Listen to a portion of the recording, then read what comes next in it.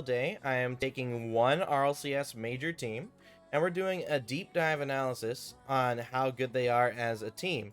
We're looking at their strengths, we're looking at their weaknesses, and overall, we're really layering out how good each of these teams are.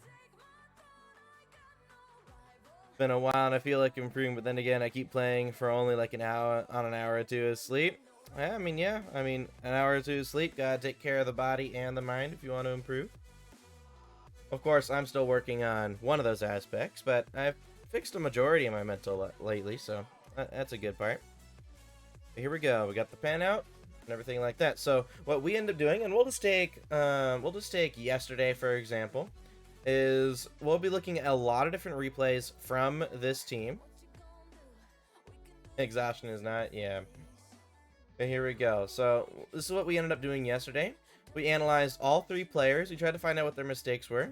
We actually found out a majority of mistakes was caused by Ahmad on his individual smart side of things. Don't get me wrong. Mechanically, recovery-wise, Ahmad, insane player. But we saw that a majority of goals were actually caused from him reacting to the play, rather than actively reading and knowing where that ball's going to go. On the completely opposite end of the spectrum, TRK was really, really good at reading the play. He was ahead. He read where the ball was going 5 seconds before the ball was even hit there, and then he was already in position way before the ball even got there. So it really goes to show, like, players like TRK and Ocalid who know how to read the play, fill in that position, is different than mechanical players like Ahmad, or even from Team Liquid. Tao had the same issue where he reacts to the play rather than reading it, and it puts them, and it gets them to be slower to the play than other people, and it can lead to people getting beat and everything like that. TRK, in my opinion, he really didn't have any issues, but we did find that sometimes he messed up a first touch. It seemed more of a mechanical issue rather than anything else. It was just like a one-time thing. Whereas Ocalid, he had some cuts in the rotation unnecessarily, and then which forces the teammates to slow down, which is something you don't want. And then he also had a hard time keeping possession when someone was pressuring him. Like, it looked like he looked nervous or something similar. But anyway, that was what we're doing. That's what we did for Mina. Now to get into Crew Esports. Here we go. So Crew Esports. So where do we have them? We have them right here. So we actually have Crew Esports making it out of groups, narrowly beating G1 in the group stage. For me, I think one of Crew or KCP are going to make it out of these groups of death. I think one of these teams will, if not both. I think the more likely one is going to be Crew Esports, since they have G1 in the final round. Or if G1 do end up losing to FaZe and G2, that is a really good opportunity for Crew to win. But even then, Crew is just a very solid team in general. So, and then let's look at Crew or throughout this season as well. So Crew, at least in the last split, they have gotten in here Regional 1. They ended up losing to the club. Right? Oh, excuse me. They lost to Team Secret Regional 1, so that's not the end of the world. But the reason why they were even down here is they lost the club right here, so that's a big issue with Crew. But they ended up fixing some of their mistakes. So by the Winter Cup, they ended up winning the Winter Cup. Ended up getting a sweep on Exceed in this one. Exceed ended up beating Team Secret here as well. And they beat W7M, so they improved a lot of their mistakes by the second regional. And then by the Winter Invitational, they ended up getting... Oh, they ended up losing to the club here as well. Oh, no, they lost to Secret. Okay, excuse me. I clicked the wrong one. But this is it does show... maybe it was the Winter Open. Who they end up losing? They got 4th place. Yeah, they actually lost to Exceed in this one. They beat my team, and then in Game 6, and then they lost to Exceed in Game 6, and then, of course, Exceed went on to lose to Secret as well. So, overall, Crew gonna be a very fun team to watch, but of course, we should probably take games from the Winter Invitational. Hopefully the replays are just here and I don't have to search. Thank goodness. Okay. So what we're going to do first, like we've done all the last few days, we're going to look at one group stage game, really try to figure out what their mistakes are from a group stage match, And then normally as the tournament goes on, the pressure just increases. And when the pressure increases, normally the mistakes that you were already making gets bigger. Like, I'm not expecting new mistakes to come out from a group stage match to a quarterfinal match. What I'm expecting is it to get more prevalent, or the issues to lead to more goals against, right? And luckily for Crew, they lost a Secret, but they also Exceed lost to Parabellum, and then W7 lost to NIP. So what this ended up meaning is that since these two teams lost here, they ended up having to play a tiebreaker for the final spot to go to the major. So a lot of pressure, and we have to remember that when we look at this match, there's a lot of pressure here compared to say this match where Crew is obviously the favorite team. All right, so we should probably look at Crew versus the club. Maybe we look at the probably look at game 2. Would probably be a really good one to look at. That's round 3 of groups, I believe. In group B. Okay. Open up Rocket League and we'll get started. But yeah, we're gonna be looking at Crew. Oh, Crew versus the club. There we go. And something I always like to do, I like to look at the stats, at least initially, to see what we can get a good gauge of what parts of the team, stats-wise, need to be improved. And so don't get me wrong, sometimes stats are meaningless towards seeing if a team is why a team won or why a team lost. Sometimes it really comes down to those individual smarts. By the way, everyone, what do you guys think of my new car design? I think it looks pretty cool. Here's the orange car. I think this looks as cool as well. I think it's one of my better looking car designs. Don't mind, and when I say look at my car design, don't mind the tiara and hula girl. I just mean the car itself. I'm never taking these off. You can't get me to.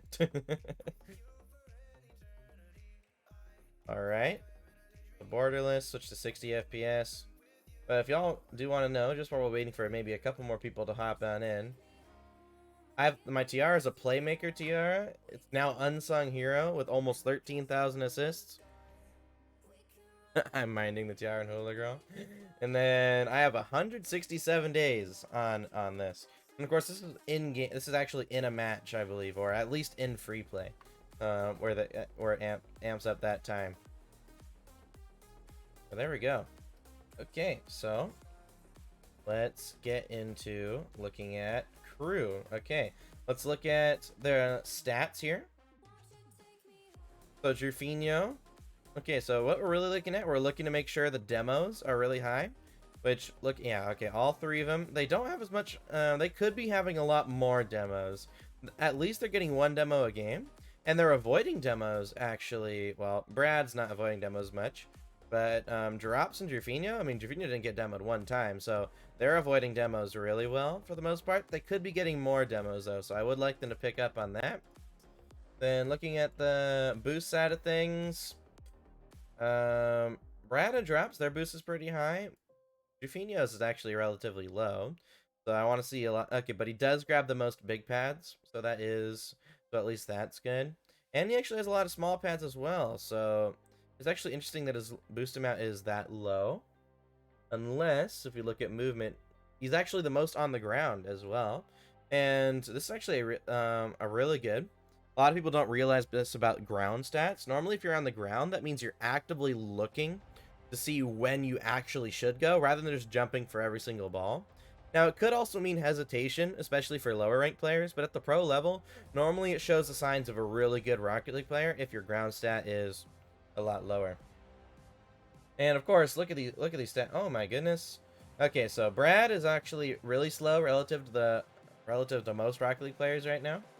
But compared to Drufinho, he's actually going faster than Ahmad in this series. Drops and Brad are relatively low, so we don't know if that's a normal stat because we haven't checked any others. But let's get into looking at game 2.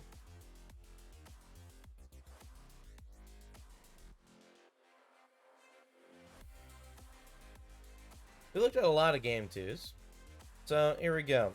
But just so you guys know what I'm going to be looking for, there's a couple things I'm going to be looking for whenever I'm analyzing a professional team. One is how they handle possession. That's one big part. What is possession? That's, of course, why is possession important? Well, if you want to score goals, what do you need? You need the ball, right? So there's no real point to ever give away the ball to try and get it back to score a goal. It's inefficient, it's illogical. Then some people, their main argument against that would be, well, if you have 0 boost, then don't you want to boon the ball? No, as a matter of fact. There's 2 reasons for that. One of the main reasons why is, of course, you can just lose a 50 to your teammate, right? Lose a 50 to your teammate, your team still maintains possession. But even then, even if you have 0 boost, and you can't lose a 50 to your teammate, thinking about it more defensively, think about it. High-level Rocket League is both teams fighting for possession of the ball, right? So even if you have 0 boost, if you bang that ball because you have 0 boost, and then let's say you get demoed, then you just not only made it harder for your teammates to try and get the ball, but you also just gave away pressure. What you want is the other team to take the ball off you, if anything, and you, of course, want to be good enough to keep the ball yourself the entire time, or your team the entire time. You don't want to give that ball to the other team for free.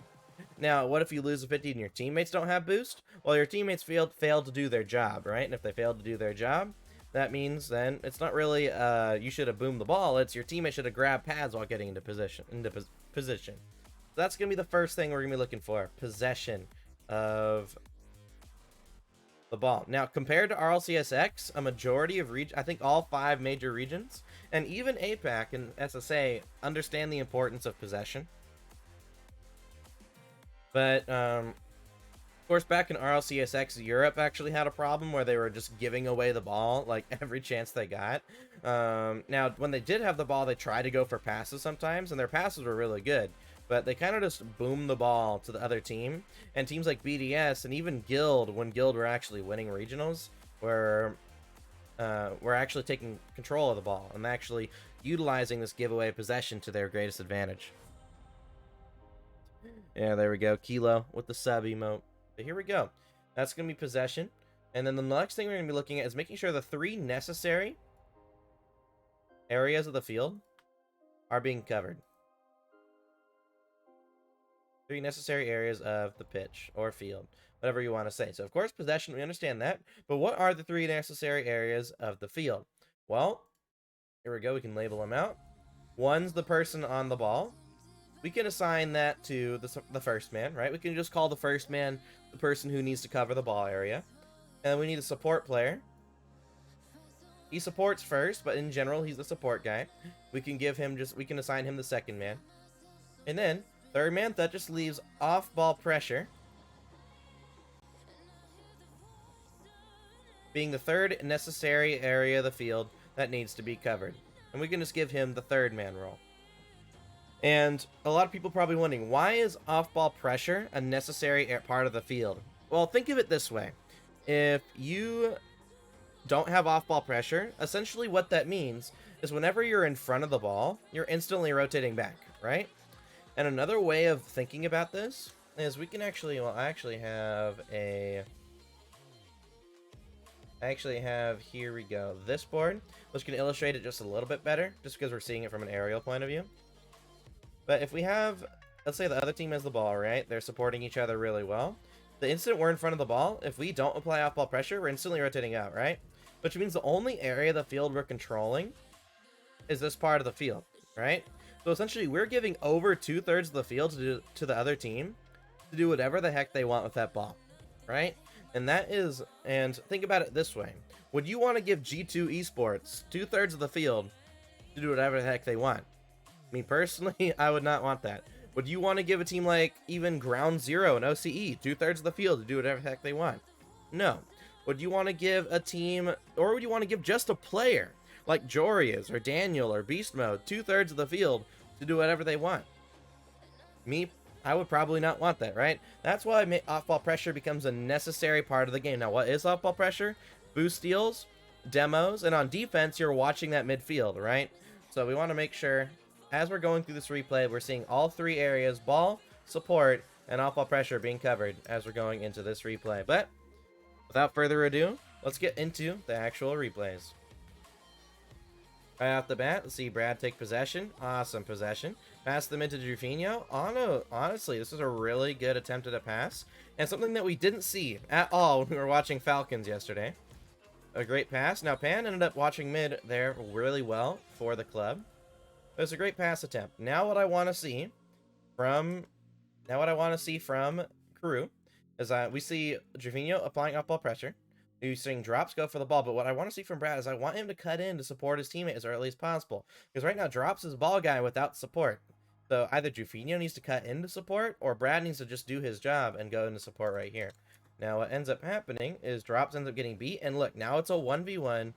Gervinho does end up getting the bump, but look, so because Brad is not going to turn, what I would have loved to see from Brad is him actively grabbing these pads and cutting across the pitch. So after he lost that 50-50, he would at least be here, and it wouldn't have been a free ball for Pan. And let's say Gervinho still gets the demo, it's still going to be a free ball for Brad no matter what. But of course, that's something we do have to keep in mind about Brad. He ends up just rotating completely out wide here. And now that leaves drops with no support here. Another way of thinking of not having support, what does this mean for drops? That means drops' challenge here was useless. His challenge here ended up being useless because he has no support. So that's something we also have to keep in mind when you're not supporting your teammate. Something also to keep in mind about these three positions: ball guy, support, and then off-ball pressure. Off-ball pressure is there is a priority to him. You need a ball guy, highest priority. The next one's support, that's the second highest priority, and the last priority is off-ball pressure. They're all necessary to the field. They're all necessary, but they're still a priority to him. So that's why we had drops on a ball guy, we had Gervinho on an off-ball pressure guy, and then Brad was doing nothing for the play. So that's why I want him to cut in and fill in that support role so we have all three jobs being covered. Luckily for Crew, they end up getting the ball. And here we go, right off the bat, we're seeing, ooh, I don't like this from Drops. It looks like he's not actively reading the play.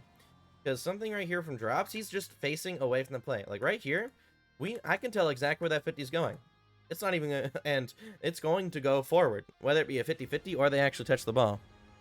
Hey, let's go. More people in chat. Yes, sir. Apparently people like Sam more than Mina from yesterday. But thank you to Kuro. Thank you so much for the follow, homie. Welcome to the stream. But here we go. We can see this from here we go. So this is actually a very similar issue to Ahmad from Falcons yesterday. Individually, Drops is not facing the play here. If you are supporting, you want to be close behind your teammate facing the play. And not only that, you are at the professional level. You have to know exactly what's happening with this ball. So he could have kept supporting this entire time. And then Brad goes to that bump. And then this could have been a shot or at minimum a 50-50 right here. But instead, since Drops wasn't supporting his teammate, he ends up just getting beat on that ball. And even then, he still overcommits on this challenge, leaving just Gervinho back. Look, he doesn't have support. Luckily, Brad does come back to support. Actually, there's just no support overall for Crew right now. Now, luckily, Drops cuts in and fills in for Gervinho. But we're starting to see a major issue with Crew Esports. And that is their second man is nowhere near the first man a majority of the time. Kira from last night, welcome, welcome. But look, this is the main issue we're seeing right now. There's no second man. Now, of course, their second man is behind him. But since they're not close behind their teammate facing forward, they're not able to cover it. Now, I'm sure you guys could probably understand why being behind your teammate's important. Because from here, you can see with your ball cam if the midfield's open and we're covering the 50, right? So if the midfield is open, we can go mid for a pass. But if the pass never comes, we can still cover that 50, right? Which allows third man on the rotation out to apply off-ball pressure, right? I'm sure we can all see why we have to be behind our teammate. But when it comes down to facing forward, well, if our teammate loses the 50, if we're facing backwards, this guy's just going to get to the ball before us by the time we turn around, right? So I think all of you understand why facing the play is important. I think you understand why being behind your teammate's important. But why is being close to your teammate very important? And the reasoning why being close to the play is important, imagine it like this. I'll give you an analogy. If you've played a sport like basketball or anything where you have to catch something, are your arms completely locked out in front of you? You try to catch it with your hands? No. Right? You're going to catch it with your hands and bring it close to your body. Now let's do a different analogy. Imagine you are holding a baby, right? Are you going to hold the baby in the palms of your hands with your arms locked out in front of you? Or are you going to bring the baby close to your body and cradle it? You're going to bring it close, right? And due to that idea, what's the main similar idea in both those ideas of supporting something, whether it be catching a ball or holding a baby? It's keeping it close, right? Keeping the ball close, keeping the baby close, right? And it's the same principle in Rocket League. You don't support your teammate from far away, you support your teammate from close behind your teammate, right? And with that in mind, supporting your teammate close from behind, it really shows us how important it is to support, right? Because can you catch a basketball with your arms locked out in front of you? Yes, you can. Can you hold a baby with your arms locked out in front of you? Yes, you can. But it's not easy, and at least for the baby, it's not safe as well. So it's not easy, it's not safe, and it's also just less efficient, right? You want to keep it close if you're supporting it, right? And then think about it in terms of Rocket League. Can you support your teammate from far away? Yeah, you can support your teammate from far away, but it's not easy, it's not efficient, and you end up being slower to the ball a majority of the time as well. So that's why when you're supporting your teammate, you want to be close, behind, and facing forward. And so far we've seen it from multiple crew players, where when their second man is playing, they are really far away. They're not actively supporting their teammate. And what this ends up doing is it forces the third man to not be able to apply as much off-ball pressure, as it feels like they have to kind of try and cut back into the rotation. So that is a big issue that we're noticing from crew. So that's something like that we can write down, at least for right now. In terms of weaknesses, the second man is not actually supporting the first man. Too far away from the play. And of course the drops we saw, it was because he wasn't reading the play, right? And I'm sure you guys understand the basic principle of reading the play, right? If we see Pan going for this ball, right? Even from right here, we can see by the angle of Pan's car and the momentum of his car where he's going to touch the ball and how fast that ball is going to go. So even from right here, we can tell that Pan's going to chip the ball off to the curve and keep taking possession, right? And I haven't even seen this replay before. I really haven't seen this replay, but we can still tell exactly what Pan is doing. Look, exactly like I said, took possession. Because what happens if you're reacting to the play? Well, you're asking yourself the question, where's the ball going? But after the ball is hit, right? So essentially, and then you're answering the question after the ball is hit as well, right? Reading the play is essentially looking at the angle of a car, the momentum of a car, and then asking yourself the question, where's the ball going? And using the angle and momentum of their car to determine where that ball is going to go before the ball's actually hit. TRK is actually really, really good at doing this. Players like Atomic was also really good at doing this. So that's why currently the best players in the world are the ones who know how to get in position before the other players. And we can see this from Pan. We can tell he's going at this ball at a certain angle. We saw he's going relatively fast. Drops is going here. So Pan is either going to play a 50 from this far away, or he's going to chip the ball up. So either way, Brad should be facing the play here. And then as the play continues on, we see that, and we would have been able to see that 50-50 is going to continue to happen. Because we can actually go back here just a little bit. I'll make sure to pause it at a better moment. Right here. We can tell just by how Pan and Brad and Drops are going for this ball. We can tell exactly where this 50 is going. He's coming at an angle like this. Drops is coming at it more into the center of mass. But since he's coming out from underneath, where's that ball going to pop out? It's going to pop out in the ceiling. And if we look at this, Brad, he's a little far away, but he's still actively reading the play. Whereas if we looked at Drops earlier, he wasn't reading the play. Let's look at Jufinho now. Here's the issue with Jufinho. He ended up rotating really far out. And again, I think we're starting to really see why rotating out super far away is actually really bad for the play. Because we saw that Drops challenges that ball. So if you guys, of course, we can't see him right now. But we saw Drops go for the ball right here, right? So now the ball's going to Brad. So Brad is now the ball guy, correct? Drops is now in front of the ball. He's the off-ball pressure guy. But what area of the field do we not have covered? We don't have support covered, right? And the reason for that is instead of grabbing pads and getting into position to give this player support as early as possible, what is he doing? He's going for a big boost. And look how far away he is from the play. And if we let this play continue, I wouldn't be surprised if that's why they had to make a save. Because now Brad, he fake challenges. And then Jufinho's in an awkward position. And now Brad has to cover for Jufinho. Look at this. Because Jufinho is so far away from the play he now has to try and make up for that. Brad is now trying to fill in second for him, and Jafinia's just in a really bad position. He's going to try and back and forth. He doesn't really know where this ball's going. And then as you see, he gets easily beat by Ian, and Brad has to make the save. Now, I will say something good from Brad here is recognizing that, hey, the ball's going to get cleared over my head. So that means Jafinia's should be the ball guy now. And Drops is applying off-ball pressure, right?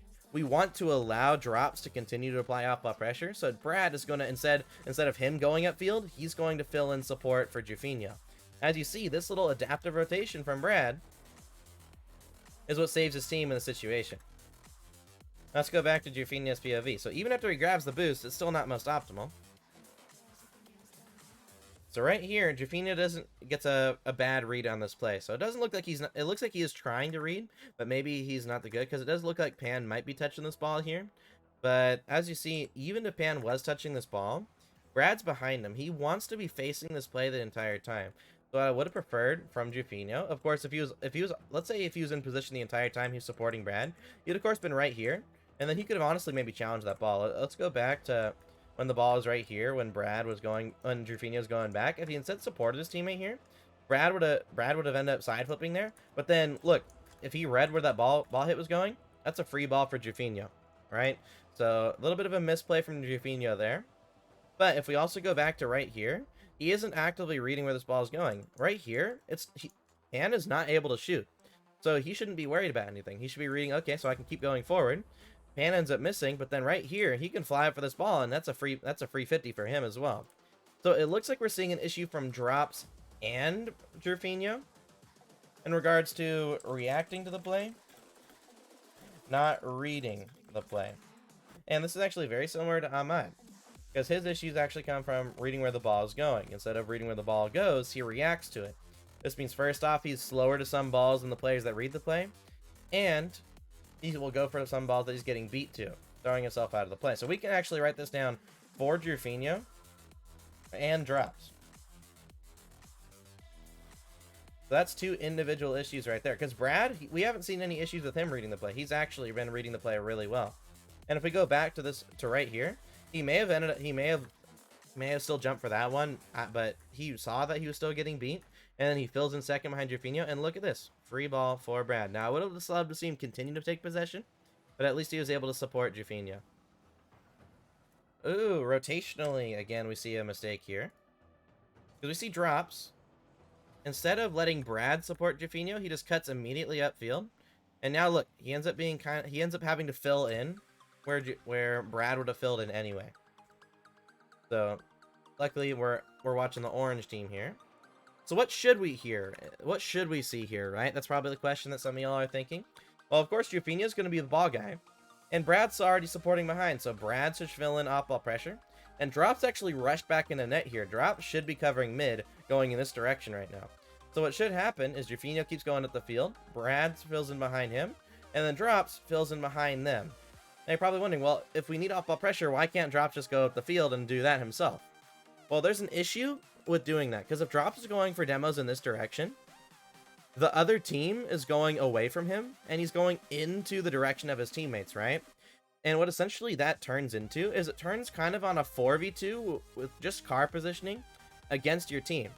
We have more, and essentially, kind of similar to osmosis in biology, if you guys know anything about that, where there's less pressure here. So the ball is most likely going to find itself going back towards his own half anyway, right? And that's more of an analogy, but the same thing happens in Rocket League, where right here, since Drops is going in the direction of his opponents, not only are they able to avoid the demos easier, but we're also going into the direction of our teammates, meaning that's just another body for our teammates to try and get through, right? That's why, if third man's already back, just fill in behind the second man. And then Jafinia should go here, Brad should fill in here, and then Drops grab pads and fill in behind his teammates.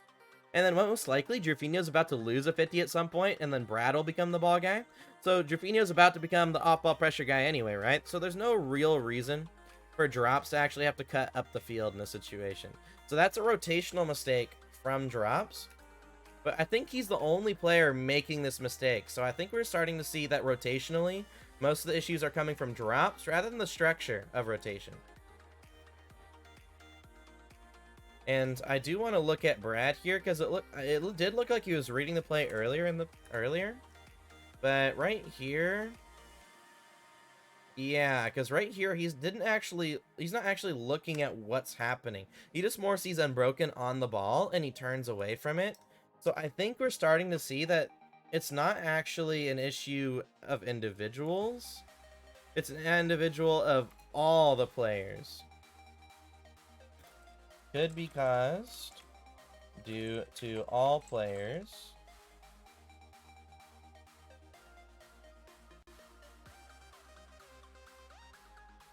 they all have issues when all the players have issues coming from their ability to read where the ball's going. Instead of reading where the ball's going, they react to it. Oh, my subject verb agreement. I hate it. Okay. They react to it. This means, first off, they will be slower to the play. Will be slower to some balls than players that read the play. Also, they react to the play rather than reading. Also, since they react to the play rather than reading, they go for some balls that are completely getting beat to. And I think that's something all three players have. And what's this lack of reading the play is one of the main reasons why Second Man is not actually supporting. So this is actually a really big issue for Crew Esports, because not only is there an individual issue here, but this individual issue is leading to the whole team not actively supporting the play. Now, luckily for a coach, it's pretty easy to fix this in regards to the rotation side of things. Because even Ahmad, he has the same issue as all three of these players, but Ahmad at least was making sure he faced the play whenever he was supporting his teammates. He wasn't actively reading where the ball was going, he was reacting to it, but at least he was supporting facing forward, right? But rotationally, the second man isn't facing forward for all three players on Crew, but at the same time, all three players have the individual issue of not knowing where the ball's going before the ball is hit. As you can see, if Brad actively read what was happening here, because right now, like, this is something that even I can read. Right now, I'm seeing Unbroken go up for this ball. He's gonna hit the ball off the curve of the ceiling. Ian Pinheiro, I'm just gonna say Ian. Ian Pinheiro. I'm probably butchering that, so Ian is facing away from the ball. So if Brad was actively facing the play here, read where that ball is going, he would have had a free possession here. Drops would have been able to fill in support behind him, and Jufinho would have continued to apply off-ball pressure, right? So that's a really big rotational and individual thing from Crew. Luckily for Crew, in their group, I believe G1 actually have very similar issues. So Crew could definitely still beat these top teams. But at least in this group stage match, we're seeing an issue. And as you can see, since we weren't up for the ball initially, Jufinho's back. Why aren't we able to get a save here? And again, he's not really reading where that ball's going. I can see that ball pinching down, but as you can see, since he reacted to the ball bounce rather than just knowing, because right here we can tell just by how Ian Pinheiro is attacking the ball here, the ball's going to bounce down here, and this should be a free ball for Jufinho. But since he's just kind of waiting for something to happen before he reacts to it, that's what allows Ian to get the bump, and the club get a really solid goal.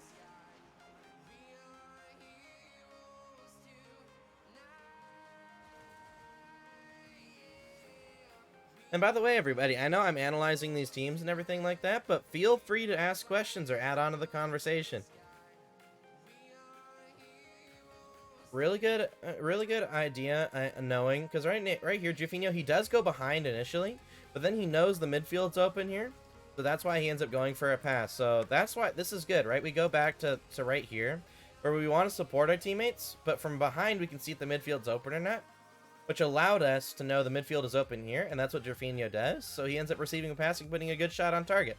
So really solid stuff there. But that's another reason why we start from behind, so we can see if the midfield's opening. If we instantly go mid, our ball can't face in the ball, right? So we actually can't see if someone's watching the midfield pass. So really good stuff from Jufinho, starting from behind, and then only when he knew the midfield is open did he go there.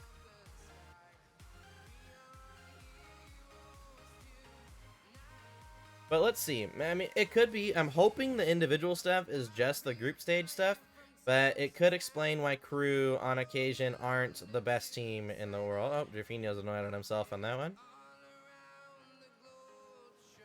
Yeah, even in small situations like right here, his teammate has a free ball, and Jaffinio, instead of reading the 50-50, instead just reacts, it turns away from it, and then has to react to the play. Right? It just slowing down his gameplay that much, and it's why crew, at the bare minimum, since they have an individual mistake that's leading to a rotational mistake, it would take a lot of good offensive plays from crew if they are to win a major, for example.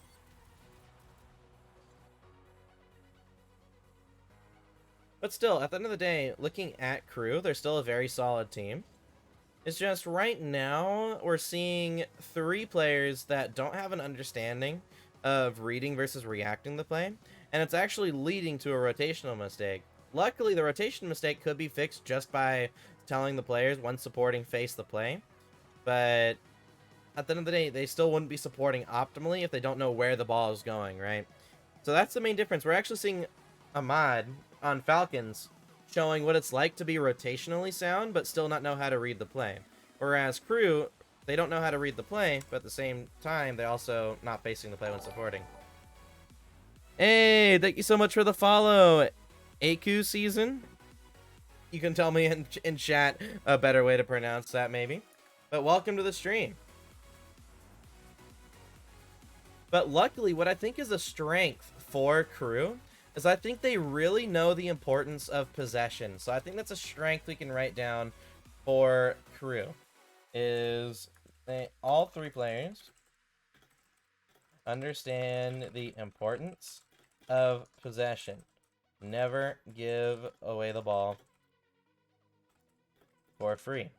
So I think it's a really good strength from crew, is they understand the importance of possession.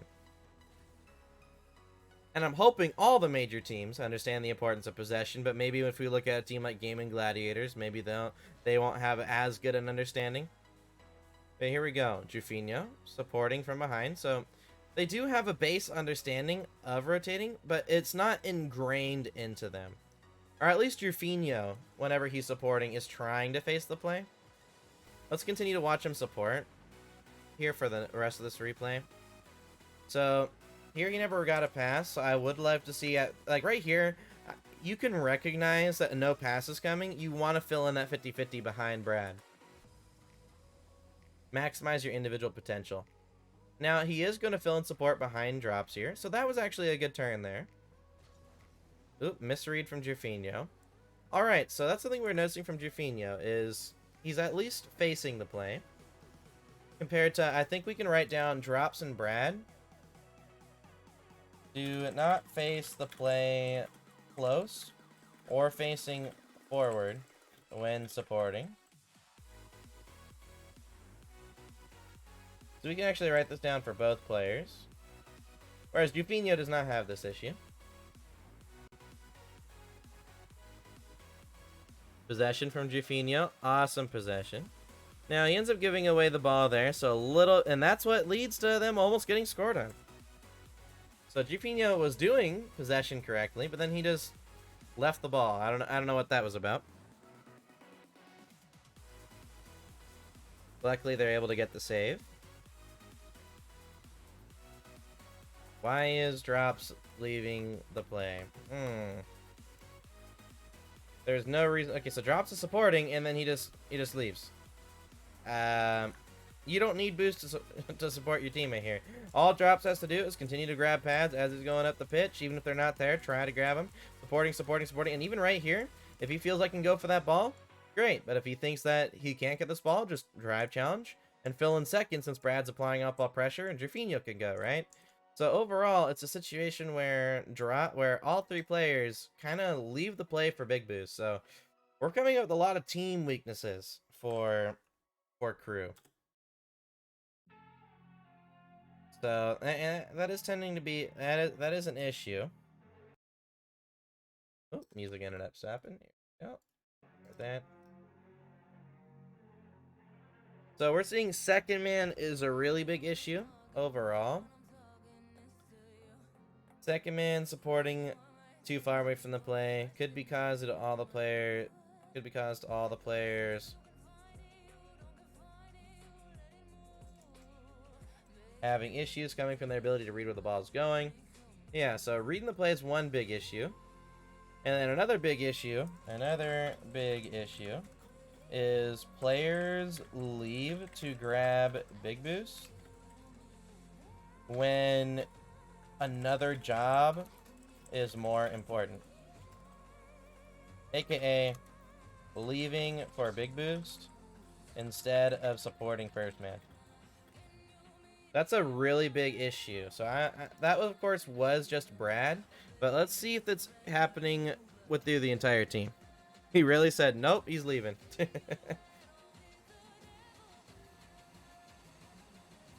All right, let's see what happens here. Drufinho's filling support. Drufinho pops off the backboard. All right, so that's good.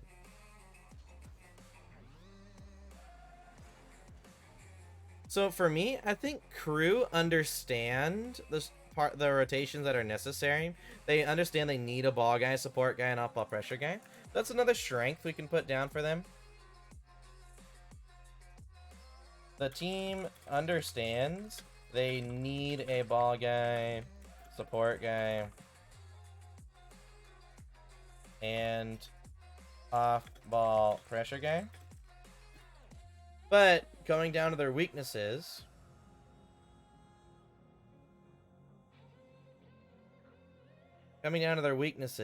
even though they understand that, I think we can rewrite their weaknesses, actually. All right. So since they understand they need a ball guy, support guy, even though they understand the ideas of ball support, and off-ball pressure, the team as individuals that reacts rather than reading the play, which causes them to be slower, which causes them to be, what's the term? It causes them to be slower to the ball than players that actively read the play. Also, since they do not read the play, on occasion, they turn away from 50s. Meaning they are also not able to support due to their lack of reading the play. Lastly, even though they understand how important the 3 jobs are, sometimes they leave the rotation to grab boost and leave the job open for their opponents to exploit. There we go. I think this is a way better rewriting of what their weaknesses are, because it goes with the idea that they understand high-level rotation, but they don't know what's the most important. They don't know how important these 3 jobs are, and they also have issues with actively reading the play, which makes it even harder to fill in these 3 jobs. Hopefully that does make sense to you all in chat, but let's see how the rest of this game ends up going.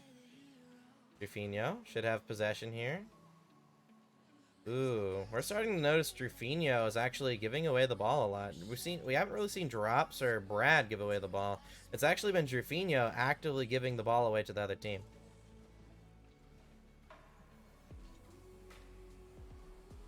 Here we go. This time he takes possession. All right, so I'm hoping it's just a one-time thing. So we'll keep in mind Drufinho giving away the ball. We'll keep it in mind. I'm just hoping it is just a one-time thing. Okay, he managed to land on that ball. Supporting his teammate from behind. Again, it's a giveaway of the ball from Drufinho. I don't like what I'm seeing from Drufinho. I think we can see that. Even though the team understands possession is very important, we see from Drufinho gives away possession for free on occasion when nervous or under pressure. So here we go. So we see Drops and Brad. They don't face the play. Drufinho faces the play. It's just he doesn't read the play, so he's also kind of in that awkward position. So let's see. How does Drufinho get scored on? Ooh, that's just a misread. That's a misread and a half from Drufinho. This is completely just a 1v1 thing. He ends up rushing this challenge here. That's what ends up causing him to get scored on. Because right here, he fake challenges, which it gets Ian to slow down. But then, even though it clearly looks like Ian's going to flick that ball, he ends up being too slow to it. But alright, let's look at what we have here for Crew Esports. Strengths, all three players understand the importance of possession, but for example, Drufinho, he gives away possession when under pressure. And then, what's it called? The team understands they need a ball guy, support guy, and off-ball pressure guy, but even though they understand this, they still have players not facing the play when supporting. And as a team, and here we go down here. They understand these three things, but the individuals don't read the play, which causes them to be slower to the ball than players that actively do read the play. And also, since they do not read the play, on occasion, they turn away from 50s early, meaning they're not able to support due to their lack of reading the play. Lastly, even though they understand the importance of how the three jobs are, sometimes they leave the rotation to grab boost and leave the job open for their opponents to exploit. So, we got a good list of things for Crew Esports from the group stage. There's something to keep in mind though about the group stage in a region like South America or OCE is the group stages are scary for the top teams because one bad placement could lead you to playing against another top team in the quarterfinals. And if you get for the top teams in OCE, getting even one top 8 could mean you don't make the major. Same thing with Crew. Crew ended up making a top 8 and were barely able to make it because another top team got knocked out in top 8, right?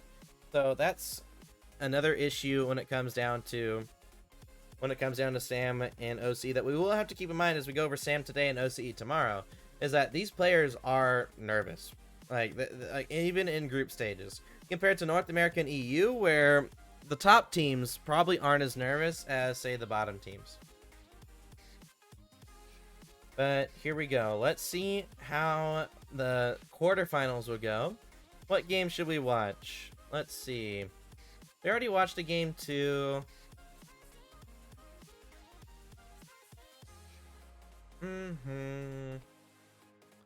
Let's watch a game 5 here with Crew.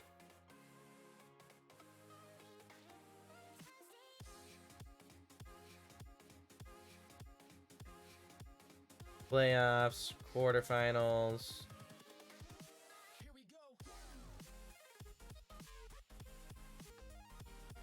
What the heck? What are we looking at here? Secret versus Crew. There we go. Whoever sorts these is not sorting them really well. Alright, let's look at the player stats again, just to see if they're fairly similar to last time. So we actually see Crew have dropped off on the demos compared to where they already were kind of low. In terms of boost, the average boost for their team is relatively the same. Big boost, relatively the same. Small pads, actually Drufinho dropped off on small pads. Something to keep in mind. In terms of speed, Drufinho still speedy. Brad still slow. Drop still slow. So Crew overall, when playing against top teams, tend to slow down. But Drufinho's still on the ground more than the opponents. But we saw in the last game, it actually could be due to more hesitation why he's so low to the ground. But if anything, let's look at these replays now. Let's look at Crew versus Team Secret. All right, 1, 2, 3, 4, 5. Here we go. Let's see how Crew do in this game.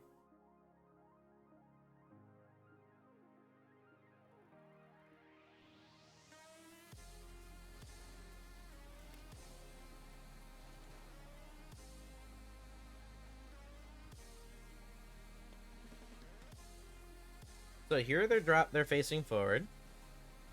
So that's something that maybe their coach ended up fixing. I believe they actually have 2 coaches. Or is that NIP that have 2 coaches? I don't remember. Alright. Avoid the demo. Ooh, that's a bad read on that one.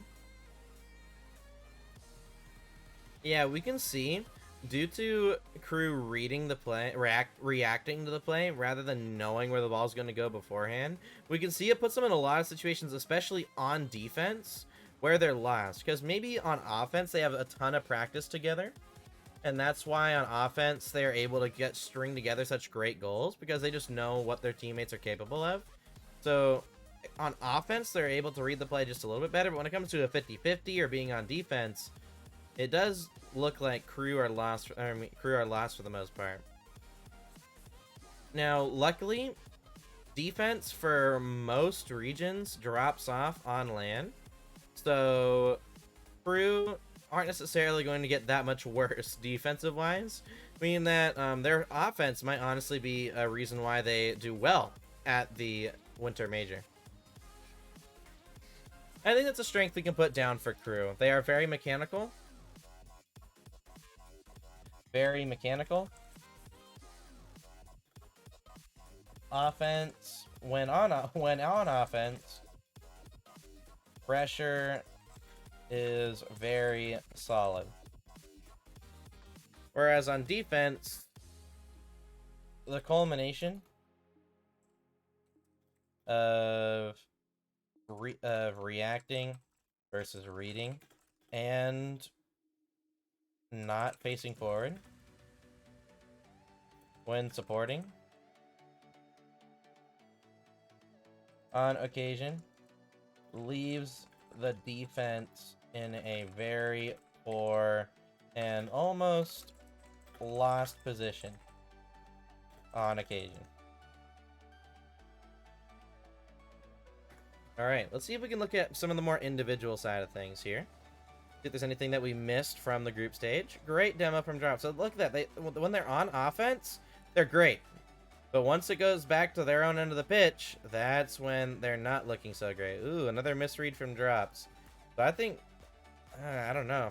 Because it is a reading the play thing, and all 3 players have had this issue. Great demo. That should be a goal every day of the week. Look at this here from crew. This is the only goal. But I want you guys to more recognize what's happening here.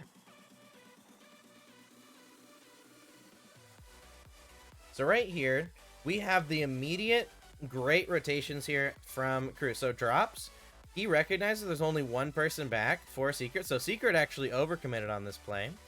And so Drops, he goes forward. He fills in off-ball pressure. Jaffinho fills in ball guy, and Brad will fill in support guy, right? And then there's just one person back. So all it takes is one demo.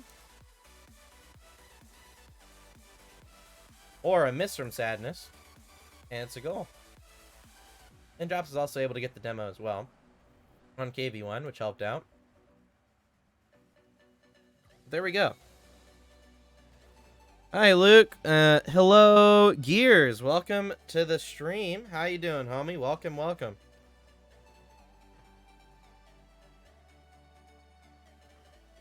Currently, we're looking at Crew Esports. We've gotten to a really good understanding of what their weaknesses are.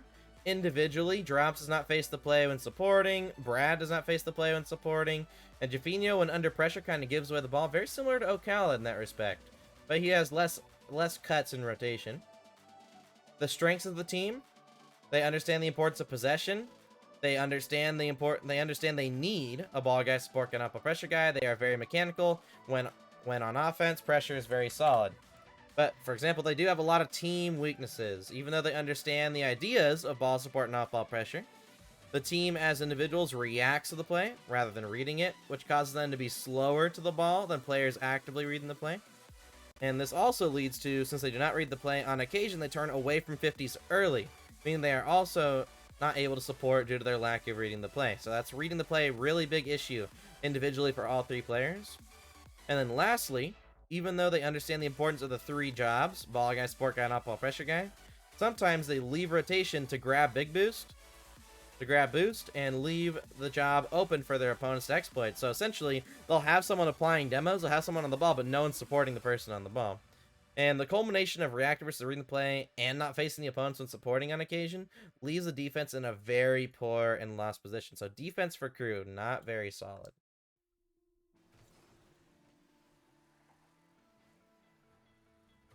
Here we go. Supporting, so Jerfinho does support you and he takes possession. It isn't the best possessive touch there, but he's at least trying to take possession, so we like that. Rotates fully out for boost, but at least here he's able to support his teammate. Possession for Jerfinho. He ends up getting demoed, but that's alright. Jerfinho with the support. Let's see. Drops. Puts it off the sidewall. As we can see, when Crew are actually on offense, are very solid. Again, I think we solidified Jerfinho's main issue is when it gives away possession when under pressure. I think it's something that we have diagnosed as being a Jerfinho-like thing, but it's like a Brad. Brad, we honestly haven't seen much from him in terms of individual mistakes. Just sometimes he doesn't actively read where the ball's going. Here we go. Brad ends up losing the 50 there. Let's see if he covers mid. He recognizes his team has possession, so he goes for a big boost. That's fine. Now, oh my goodness, again. Why does Drops has boost mode, it looks like. The Drops, he misses up the possession, but then he cuts back in. So I would say this is a very more of a nerve thing for Drops here. But he has to make sure that he is the off-ball pressure guy. He has to apply off-ball pressure, watch mid, and if he was watching mid here, this would be way easier for him to cover. And it would at least have let Brad know that he should have covered net as well. But since he ended up going front post, it caused some confusion. But in terms of fundamental rotation, I mean, he is filling in second for Jerfinho, so it's not the end of the world. But it does show a little bit of rotational inconsistency on defense once again from Crew. But I think that all the rotation stuff could be led to just reading the play and not facing the play when they're supporting.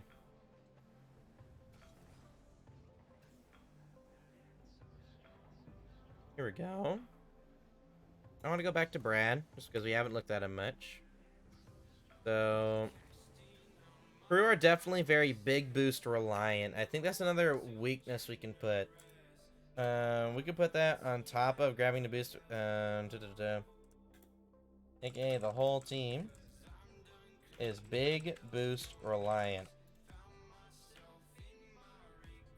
Now, everybody, I will be putting all these notes on a document after all these streams do end up being done. So, everybody, if you, of course, you guys can look at the notes now, and even if you were to copy them off my stream, I don't necessarily care. But I will be waiting until after all 16 teams are analyzed before I do end up posting the document. But here we go. Brad, gonna push down the field. See if he forces high here. So that's one thing that they're doing well, is they do end up forcing high really well. But right now, just due to their whole ability to read the play being a big issue, it's not allowing me to really see if there are other bigger issues in their gameplay. Because for me, for the most part, they understand they need someone on the ball, they need support, they need off-ball pressure. But it's more how they're accomplishing those three things being very weak on the individual side of things. And of course, everybody, at the end of the stream, I tend to try and clean up the notes, make it a lot easier to understand. So don't worry, all the notes at the end of all these streams, I do make them a little bit easier to understand. Brad, though, with possession, solid stuff. The Jerfinho, he goes for the boost steal, great off-ball pressure. He recognizes he can turn in. Could be an easy save for Drops to Jerfinho. He ends up just clearing it down the pitch. Again, a giveaway from the ball when under pressure from Jerfinho. I think we've finally noticed that issue from him. So, I think the last thing we should look at here for Crew is probably the tiebreaker, if I'm being honest.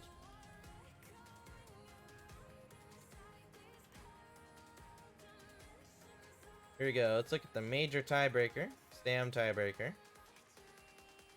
Hopefully there's some replays here to look at. Yes, sir. Alright. And of course, this is going to be the most nervous match for anybody, but Crew do end up winning this one. So I think what we should look at, we should probably look at game 2 and then game 6. So that's what we'll do. We'll just momentarily glance at the stats, see if they've improved any of those. All right, demos finally getting picked up from crew, unlike against Team Secret.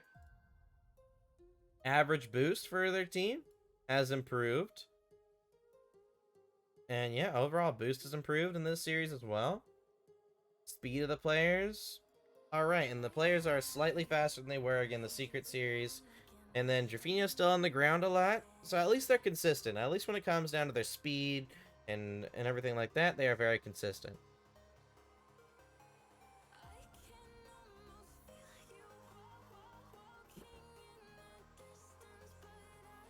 All right.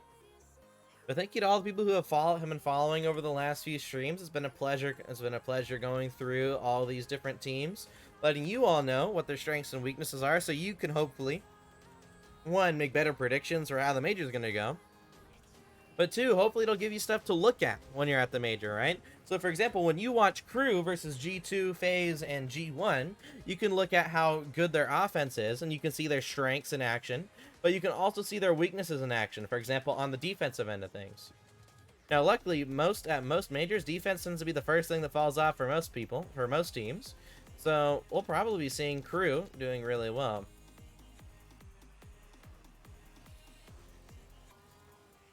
All right, let's see. Jerfinho flicks that ball over Drop. Flicks over. Drop's trying to support. Brad, he's not facing the play. Okay, he does eventually face the play. Puts the ball off the corner. We can definitely see how nervous both these... Ooh, Jerfinho gives away the ball. And that's where I said, like, this tiebreaker match right here will show all of Crew's biggest issues. Like, Brad, he's trying to take possession there. He just messed up. This is a mechanical mistake. The idea was good, but the mechanics he showed here was bad. Compared to Jerfinho, where Jerfinho kind of just banged the ball.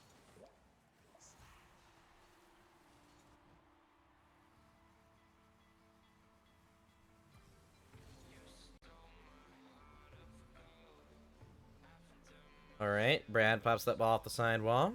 Trying to take possession. He gets the beat over to 1. He lets Jerfinho cut in. I don't like that cut from Jerfinho, but it's not the worst thing in the world. Passes the ball mid. Look at that. All right, so this is a fantastic... I actually remember watching this. So looking at it from the above angle, we can see what ends up looking like here is Drops is going to fill in behind Jerfinho. Jerfinho's here.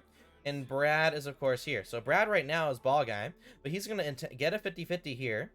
Jerfinho supporting Brad as Brad's the ball guy, but the instant Brad loses that 50-50, it switches to Jerfinho being the ball guy, Brad being the off-ball pressure guy, and of course Drops will be the support guy, right? And there we go. If we look at this play from this angle, look at this. Brad, he 50s it. Look at that. Immediate. Ooh. So it looks like Drops is not supporting second man here. So I think overall, Drops just has no idea how to support. I think that's something we can write down for Drops.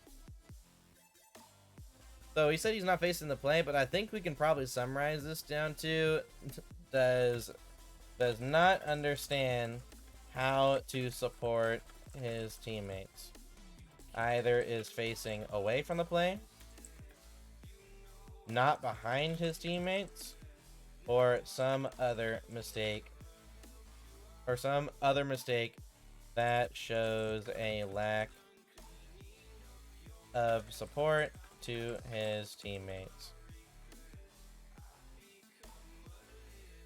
So there we go. And for Brad, he just doesn't face the play when he's supporting, but he still is at least behind his teammates when he's supporting his teammates. Whereas Jerfinho, he's had no issue. He's at least been facing the play behind his teammates for the most part.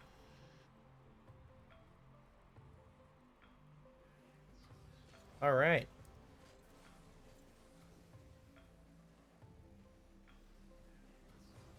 Chance for Jerfinho. He gets the possession.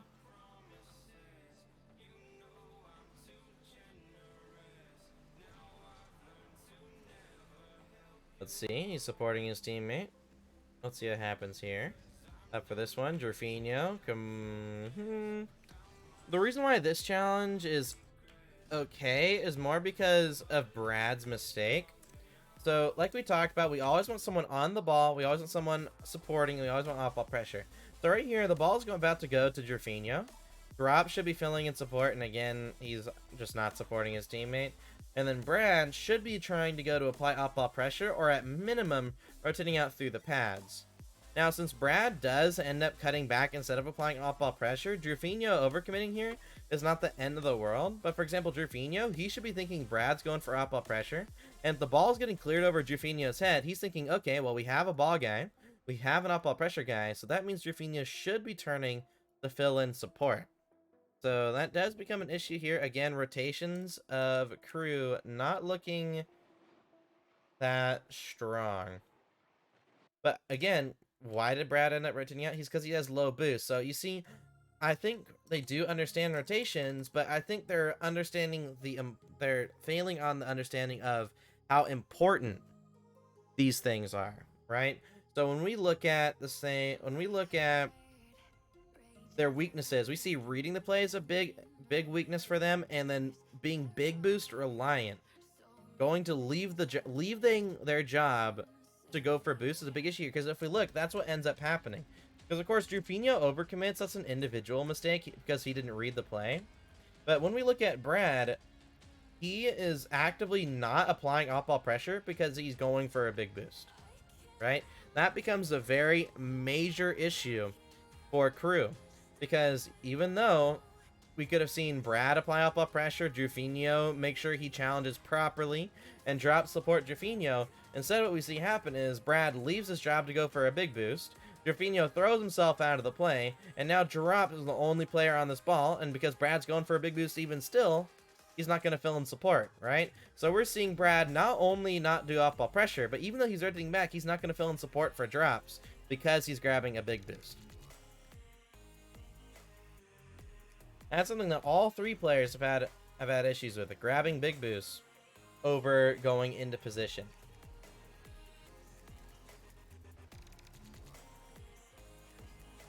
But again, we can also say all their issues are more leaning towards their defense being bad rather than their offense being bad. Their offense is still extremely solid. When they're on the offensive end of the pitch, they're able to keep possession, they're able to set up good passes, and we can leave that to their strengths. Right now, their strengths, they're very mechanical.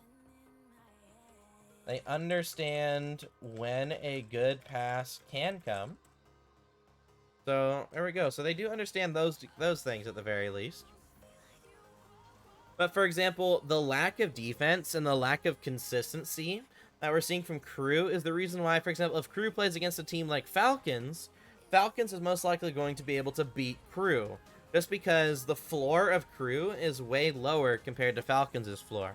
Now, their ceiling is, Crew's ceiling is probably really high even then, because their mechanical ceiling is relatively well. But to be honest, I think their ceiling is closer to Falcons, whereas the floor of Falcons is way higher. So I think it's more expected that Falcons would win against Crew. Whereas like a team like G1, their ceiling honestly isn't that high, and their floor isn't that high. So when we look at like a team like G1, we could honestly see a team like Crew beating a team like G1 from Europe. But of course, we haven't analyzed G1 just yet. Although everybody, we're starting to get to a point where we have to decide what North American EU team we want to go over next. I think it would be good to go over the fifth seed team from each region. Probably go over Dignitas and G1. Go over them after we go over KCP tomorrow.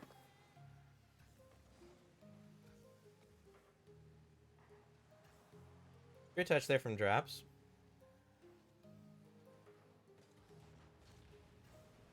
Alright, Drops gonna go for that one. Brad, a little too far away from when supporting again. So I think we can illustrate Brad as he's either too far away. He is either too far away, but he's either too far away when supporting, or facing away from the play. So he kind of is just, so again, it just shows that overall lack of understanding that support needs to be close behind facing forward. Whereas Drops doesn't know how to support his teammates at all. Either is facing the way, not behind his teammate, or slash and some other mistakes.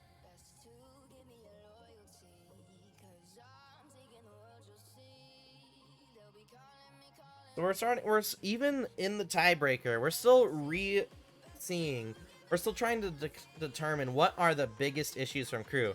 For example, with Falcons, G2, and for example, the best teams in the world, when we look at their mistakes, they are very, very consistent, whether it be with their mistakes or with what they do well, right? For example, with crew, what they're doing well is a lot more abstract than other teams, what they're doing well.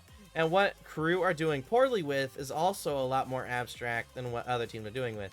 So that's why when we're looking at crew, the coach of crew has a couple things that he can do to try, or they can do, excuse me. I don't know if it's a he or she.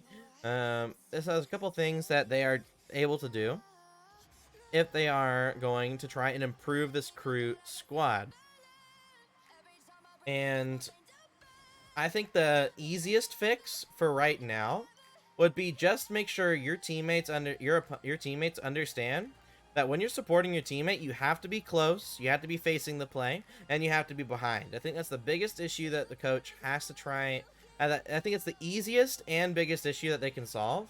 And then they can try and help the team understand the importance of reading where the ball is actually going as they get closer to the major. I think that, like, actively teaching players to read the play rather than react does take time. And if all three players have that issue, then of course they have to try and just improve to what they can do before the major on that instance. But in terms of rotations, they can just be told basic understanding of when supporting, go behind your teammate. When you're the third man, rotate out behind your teammates, but do not go from behind your teammates all the way upfield, which we talked about before, right? We don't want to see stuff where we see the third man behind the teammates. We don't want to see him go upfield, right? So there are some basic rotational things that the coach can actually fix that will improve the consistency of crew tenfold, right? But outside of that, it does come down to just the individual ability of these players to read the play, which does take time, but they also have to know they're working on it. So I think what crew coach should do is they should probably make sure they understand, okay, when pushing up the field, support close behind facing forward. Make sure that when you're in front of the ball, you apply off-ball pressure. And make sure if you're already behind your teammates as a third man, do not cut up the field, because what ends up happening is you're going with the flow of your opponents and against the flow of your teammates, right? Essentially putting your teammates in a 4-on-2, right? So that's something you don't want to do. Plus, since you're going with the other teammates, with your opponents, they're able to avoid those demos a lot easier as well. So it's kind of useless to have this person go for demos from this position. Also, this team is most likely going to lose the 50 back anyway, so you want this guy to have a support player once the ball does come back.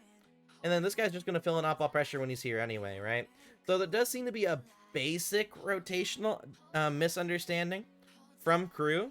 But even then, they still at least understand there needs to be a ball guy. They need to be a support guy of some sort. They need off-ball pressure. It's just maybe they're not doing it as efficiently as other teams.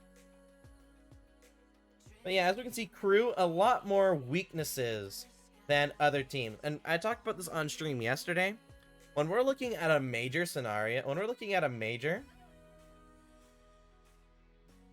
all these different teams. The teams with the least amount of weaknesses are most likely going to be the team that wins. The only exception to this rule is if a team is able to play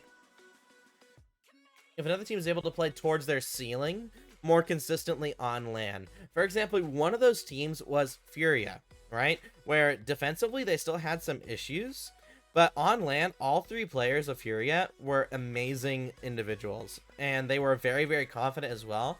So Furia are one of those few exceptions where they can have more weaknesses than other teams, but still win. I think, yeah, BDS are also similar to that, where their ceiling is super, super high, but for BDS, they kind of switch off on majors where they're confident, right? So Fall Major and the World Championship, They were able to play with extreme confidence, even though they had weaknesses, more weaknesses than some other teams. Whereas, and same thing with Furia. But Furia, every single major, they showed up and were playing towards their ceiling. They were playing with confidence. And it was only a team that was also playing very solid that was able to beat them. So that would be a Team Queso, right? Or a BDS that just played slightly better than them at the World Championship, right? And, or even a Carmine Corps that was playing really solid, and Carmine Corps were playing amazing on LAN. That Carmine Corps last season were another one of those teams.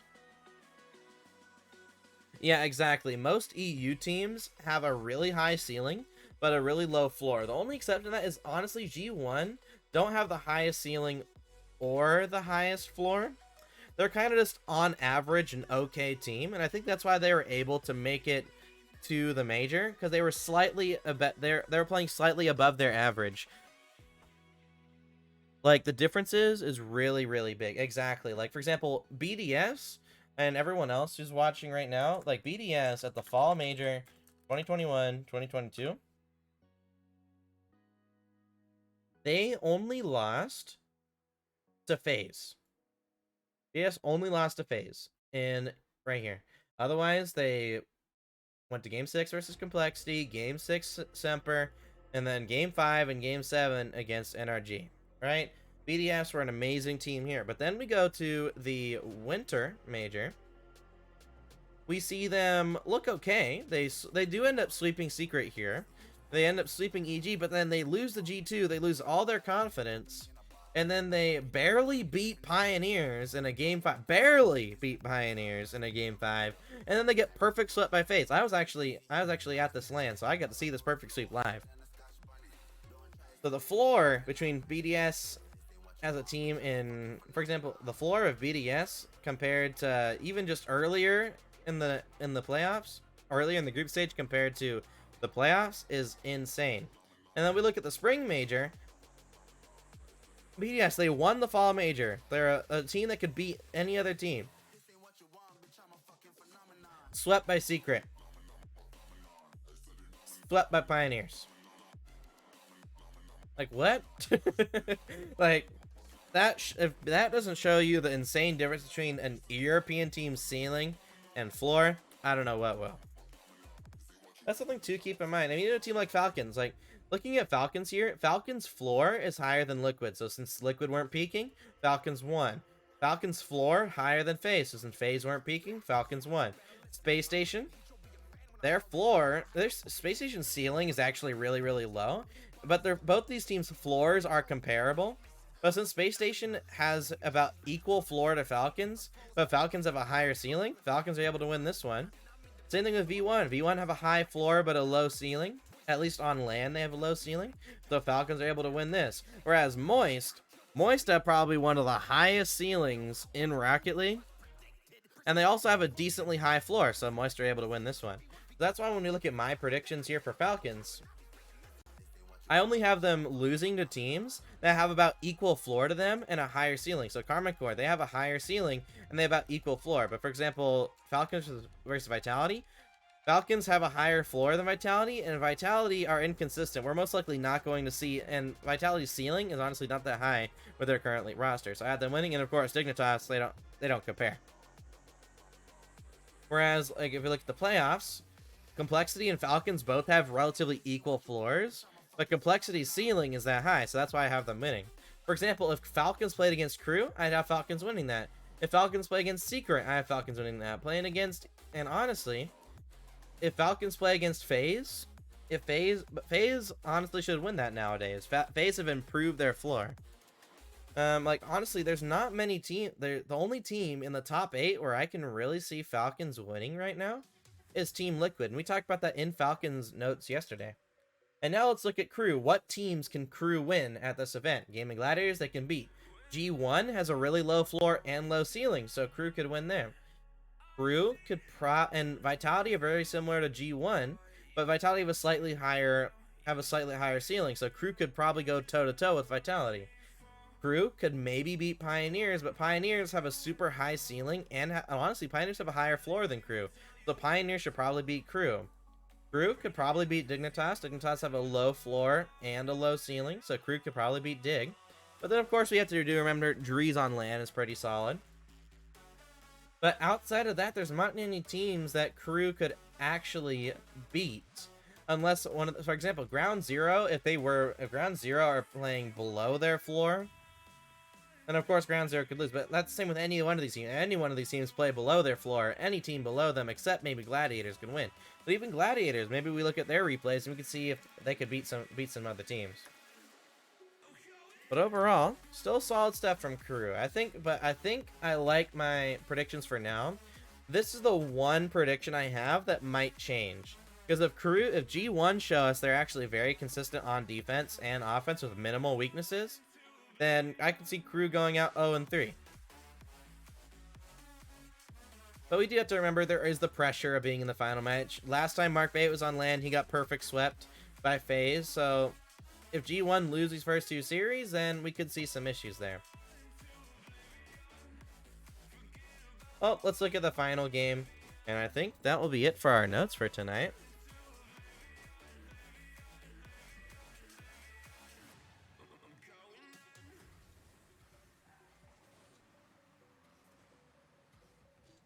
So Crew end up qualifying for the major by winning this game.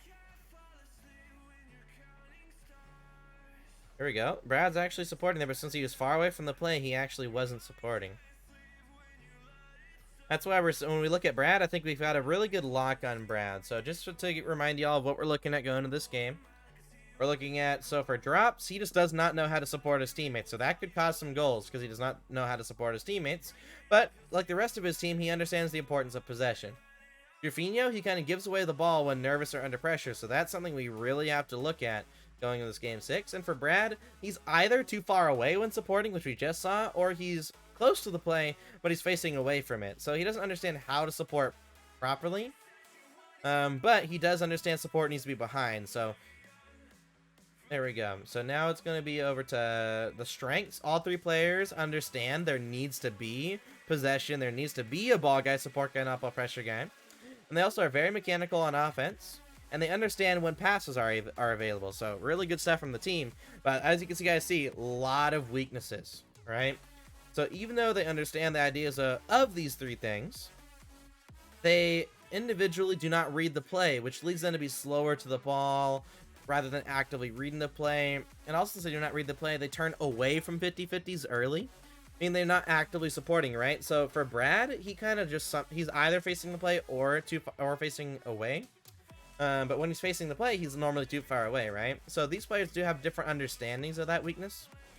And then lastly, they fail to understand how important ball guy, support guy, and alpha pressure. They know they know they need to have it, but they don't understand how important it is to the point where if they have 0 boost, they will leave these 3 jobs to go grab big boost, which causes a lack of pressure for their team as well. So that does become an issue. So everybody, make sure to keep all that stuff in mind. Let's see what we see.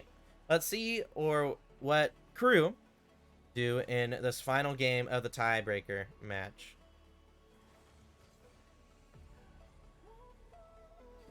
All right. So drops.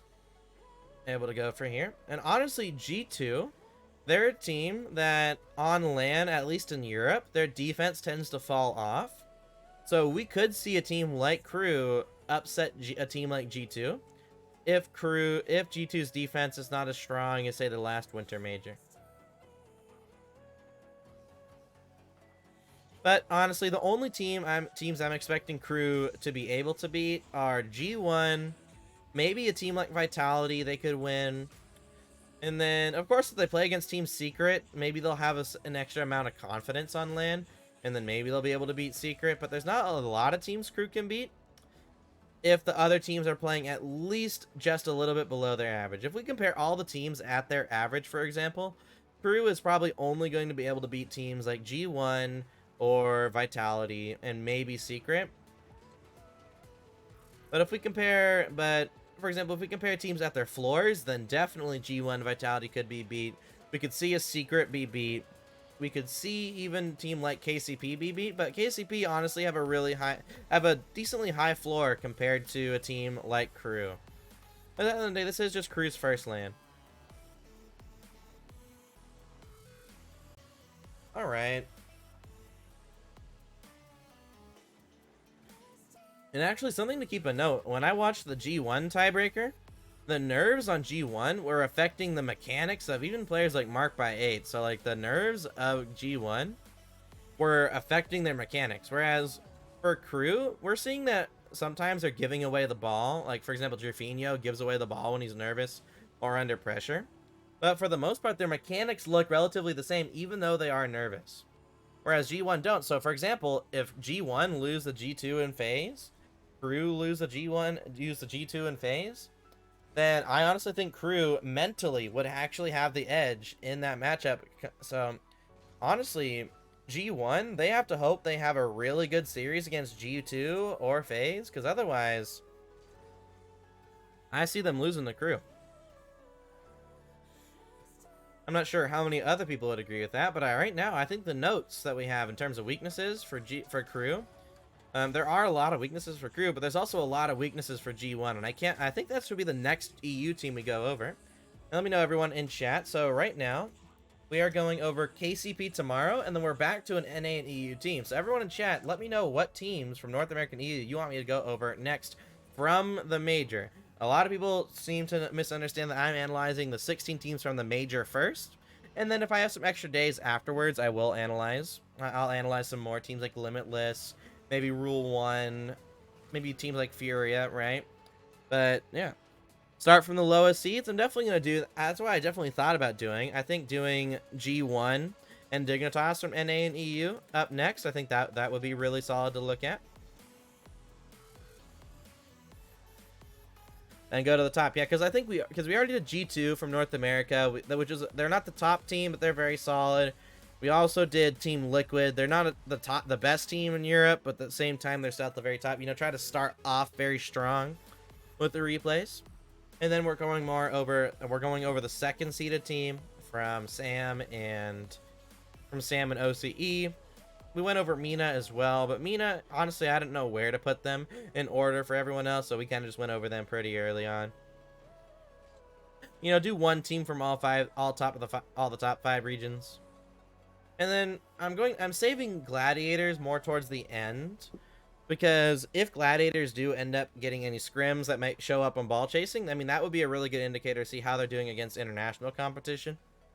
Because I believe they're actually going to boot camp very recently, like next week, I think, type thing, or even later this week.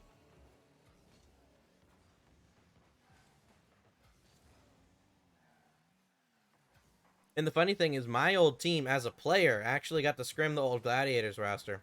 Granted, Commutator was on the team in North America at the time, but when they went to the World Championship, we actually got to scrim Gladiators. We ended up 6-1. We ended up 6-1ing them. We were, well, granted, 6-mans wise, we were all rank B, but individually, Red Snow, top 100 ones player. Bubs, he's been 2200 in ones and twos before. And then I'm not a grinder of 6-mans or ranked, but I'd always been known as a very mechanical player, freestyler. Of course, I'm a coach as well. And we ended up 6-1ing Gladiators in scrims. Of course, they were playing with Commutator, but we also beat Orlando Pirates and Bravado Gaming in scrims as well. So it's not like we were getting lucky playing against Commutator. There we go. They end up going for this ball. Great save. Jerfinho ends up double committing with that one. It's completely understandable. He got a good save. And there we go. Crew going to the Winter Major. There we go. I think we finally got some... I think we're continuing to get a really good understanding of all these different teams, right? We're seeing for Team Falcons, we got a lot of individual stuff, actually, whereas rotationally, they are very sound. And honestly, like, let's compare weaknesses of the 4 teams that we have right now. For Team Liquid, they fail to adapt to the abnormal part of the games, and their supporting is not perfect. And then sometimes they do not have off-ball pressure with demos. They do steal boost, but they don't go for demos sometimes, which allows other teams to be okay. And when in important situations, players react rather than reading it. They normally read the play, but in important situations, we can see them kind of react and get nervous, right? So Team Liquid, this really shows is more inconsistency than anything right there, right? So looking at their strengths, for example, their mechanics are insane. They're great at stealing boosts. They have insane recoveries. So what this is showing us from Liquid is Liquid should have really high ceiling and a really low floor. So, and we've seen from the past where Liquid tend to have a weak first series of the day, and then normally they warm up into the major and then continue to improve. So, looking at my predictions for how the major is going to go, having Liquid lose to a ground zero that has a pretty high floor in first round makes sense, but then they beat Gaming Gladiators and they barely beat Secret as well, because Secret is a good team. So that's why we have them warming up into that. And then, of course, the only team we had them losing to at that point, they beat Crew, and then they only lose to Gen G, and Gen G just have less mistakes than Team Liquid. But for example, Liquid, they can beat any team, but they could also lose to any team. Maybe the only teams they couldn't lose to are teams maybe like KCP, Crew, and Gaming Gladiators. They're probably the only teams they can't lose to, because their floor is even higher than those teams. But still, looking at weaknesses there. And then looking at G2, their weaknesses completely come from their individual ability for the most part. Or sometimes they make touches that are harder on themselves. Sometimes they have small giveaways of possession. They double commit when it's clearly a teammate's ball. Like, that's all, like, that's not a lot of weaknesses. But their strengths are their rotation. Their rotations are very, very consistent, right? So G2, their floor is higher than most teams. But for example, if they play against a peaking European team, you could see G2 losing if G2 aren't playing with confidence. Whereas with Falcons, rotationally, they are very, very solid, and their play style also makes it so there's a lot less risks than other teams. So the floor of Falcons is probably the highest floor out of all the teams at the major.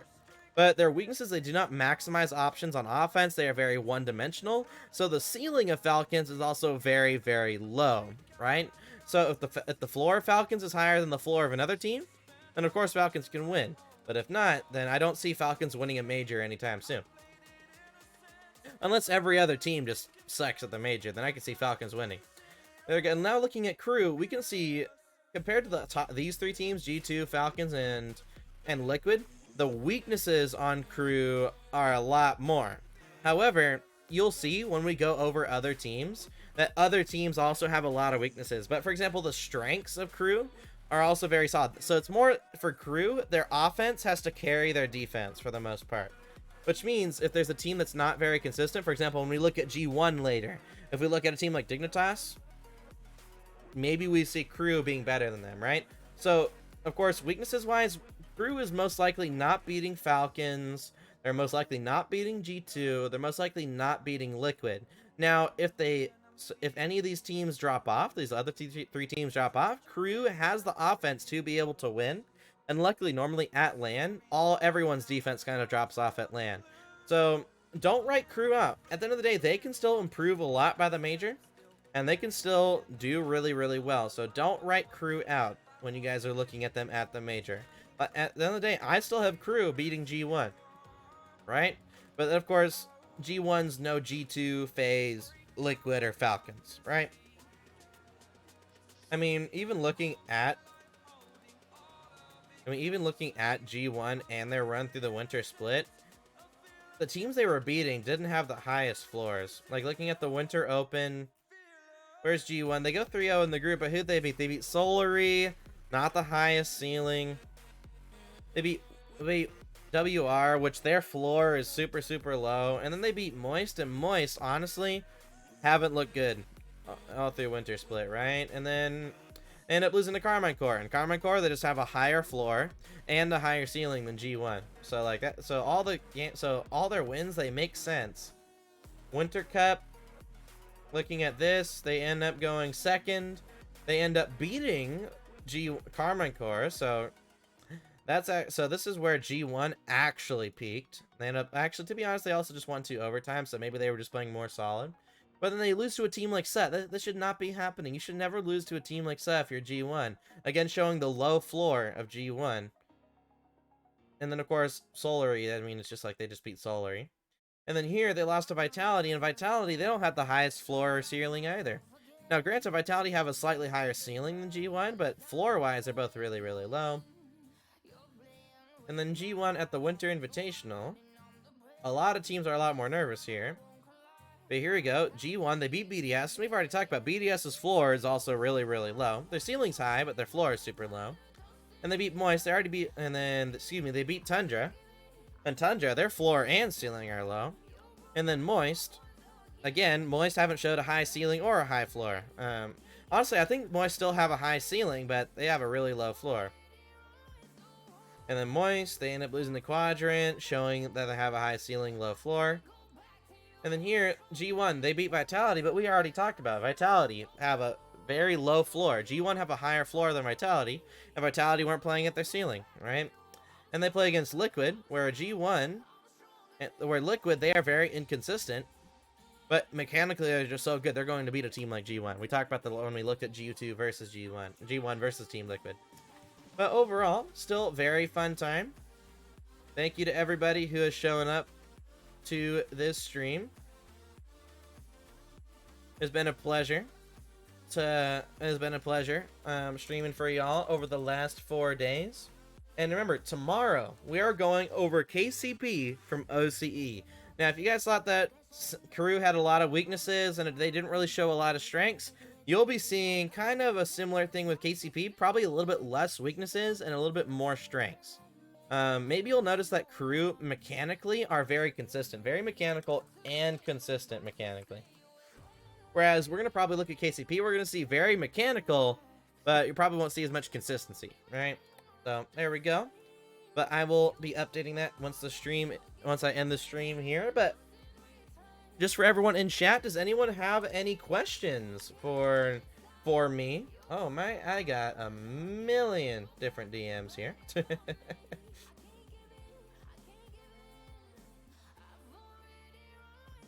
We got a million different DMs here, but all right, everybody. If there are no questions, though, I think that's it for today's stream. So thank you to everybody showing up. It's been a pleasure.